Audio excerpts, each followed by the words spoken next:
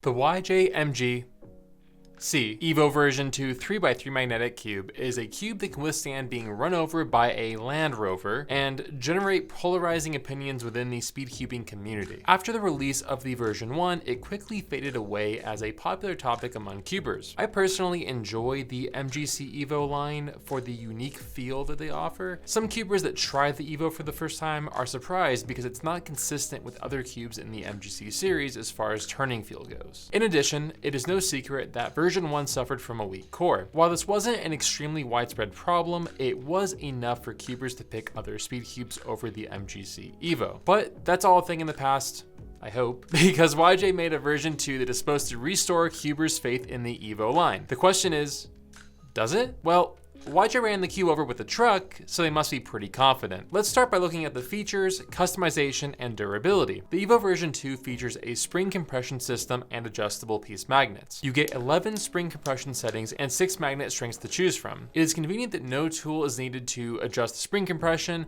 and it won't hurt your thumb in the process like some other cubes do, but the magnets do require the use of the included flathead screwdriver. An important detail that is not clearly communicated is that the center caps need to be installed from a specific orientation where the tab fits into the corresponding slot on the centerpiece. Overall, the customization is very easy to understand and use. My only gripe is that the numbers are difficult to read, especially in low light conditions. I do find it interesting that YJ moved to a fixed screw, similar to the X-Men Tornado version 3. I ultimately agree with the decision, but found that a couple of faces on my tester cube feel like the screw depth is not even. This is somewhat annoying because the only way to combat the difference in feel is to use different spring compression settings for different sides, which drives me crazy. Another flaw I discovered is that the dial on the red face of my cube is not calibrated. When I select setting 10, for example, the dial is in between 10 and 0, which is a bit confusing. As I mentioned before, YJ literally ran this over with the truck and the cube survived minus a few caps coming off here and there. So it's safe to say that the EVO version 2 is durable. Despite the cube feeling flexible and somewhat loose, corner twisting is not super easy, and pieces like the corners are very thick and are unlikely to break. The core was the primary focus of the update from the version 1 and is supposed to be much more durable than the previous one. The solving experience is overall nice. The color shades are easy to recognize and contrast well. I would like to see a slightly darker red, but that's just me nitpicking. The semi-gloss frosted exterior is pretty standard and offers reasonable grip. If you are looking for more grip, the PVC coating add-on is available. Overall, the MGC EVO feels awesome and is one of my favorite cubes to use. I am a sucker for the buttery smooth turning and controllable feel. It is a bit strange that the cube feels loose even on the stiffest spring setting, but I do not expect popping to be an issue on any setting. Occasional lockups might come up, but aren't as big of a deal compared to some other cubes. Corner cutting is easily the biggest weakness and is lackluster when we look at cubes in the same price range and even below. I don't think it's a deal breaker, but something to keep in mind if you're not a very accurate turner. For some reason, the EVO does not respond very well to lubricant. After setup, the cube does feel better and is slightly more quiet, but the difference is very subtle, unlike most cubes where it's a night and day difference in feel. This might just reinforce that the MGC EVO naturally feels great and is one of the few cubes that doesn't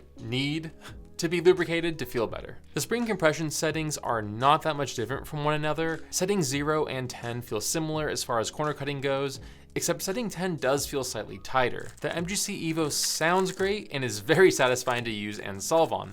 It's definitely not one of the most quiet speed cubes available, but it is pretty average as far as how loud it is. A pro tip for those parents out there who hate loud cubes: use a lubricant like Nebula and the sound will be dampened more than it would compared to something like Lunar, Martian, or Stardust. Unfortunately, I wouldn't say that the MGC EVO is a very good value. At just over $20, the level of performance just isn't good enough to justify picking this over something like the SwiftCube 355S or the WRM V9 Standard. Before you write off the MGC EVO, hang on a minute. Despite it not being the best value from an objective point of view, the satisfying turning feel is worth something to me, and if you really like a buttery cube and price isn't an issue, you might really enjoy this. Accessories include a storage bag and the magnet adjustment tool. The included literature is well written and easy to understand. While the packaging looks cool, the interior foam looks and feels cheap. It is a shame that cube companies have transitioned to this type of box design because it certainly is a contributing factor to the price being what it is. What people don't consider is that the cost of the packaging is one thing, but but the increased shipping costs due to the increased weight and volume of the packaging is another factor. Leave a comment below.